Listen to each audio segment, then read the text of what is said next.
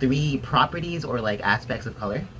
That is going to be value, hue, and saturation. So value would be the relative brightness or darkness of the color. So white would be the brightest color, black would be the darkest color, and then there's going to be the range of grays in between, right?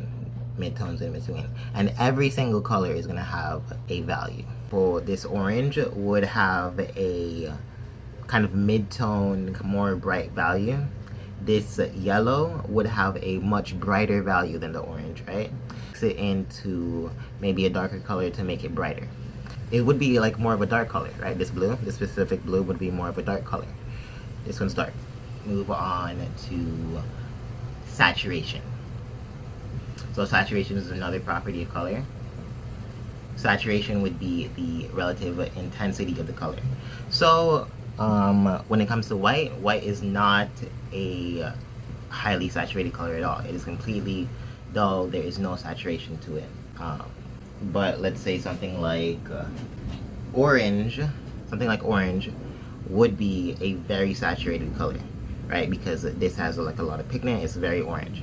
And then we're going to talk about your hue, right? So your hue would be the like uniqueness of the color, or the which wavelength it reflects, right?